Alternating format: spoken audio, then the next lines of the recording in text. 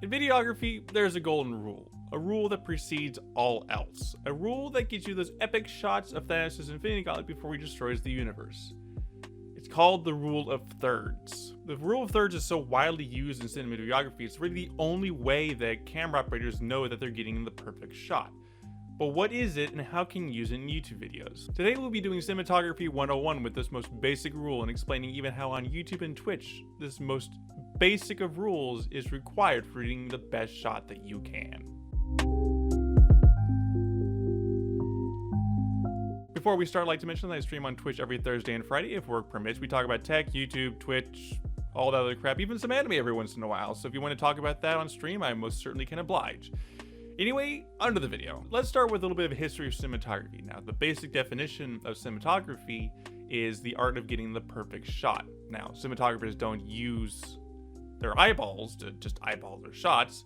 They use what's called the rule of thirds. Before we continue, I probably should explain what the rule of thirds actually is. What it is a 3x3 grid that can be overlaid over a frame, and cinematographers try to line up aspects or features of the shot based on the type of shot the director wants. One of the earliest and ostensibly one of the most famous examples of the use of the rule of thirds is Citizen Kane. Now, if you're not hip to Citizen Kane, is unanimously and widely regarded as the greatest film of all time. From its music, to its writing, to its acting, it was a masterpiece of a film in a time when film and as an entertainment medium was really starting to take off. The film was praised for its highly innovative shots that would form the basis for modern cinematography as we know it today. Let's take a frame from the movie when Mr. Kane is giving a campaign speech at Madison Square Garden in New York. Being one of the more iconic scenes from the movie, we can get a better idea of how the rule of thirds was used in this film as a whole from just taking a look at this one shot.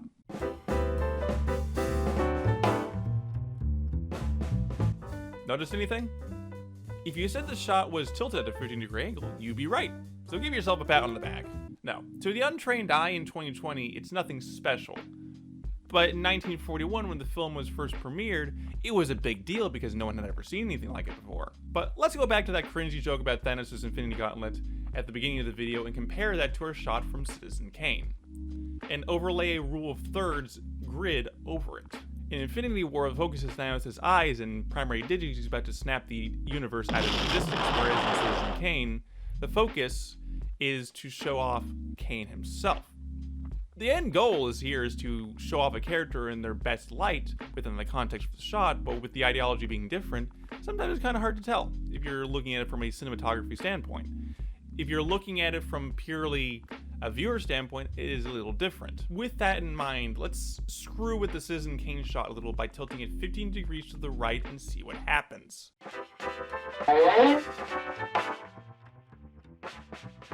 Suddenly, a major issue arises when we do this. While at the surface level, the focus is still Charles Foster Kane, but now we're getting distracted by a whole bunch of other crap in the background that we don't want. Things like, what do the letters on the drape mean? What do the people behind Kane have to do anything? Why does Kane have such a handsome face in the background? Well, I doubt people are going to be enamored by Kane's looks, but that is the exact problem here. Just by rotating the shot and by 15 degrees in the wrong direction, we produce a problem where we are getting confused by what's in the background and what is in the foreground. There we go. But how in the name of that's all and holy and good and delightful does it have to do with Twitch and YouTube? Everything, in fact. You see, the basis for cinematography in 1941 is still the standard in 2020, and that includes videography. The same principles still apply, it's just that instead of a blockbuster movie being produced, it's just some guy in a bedroom making a video somewhere. Oh god.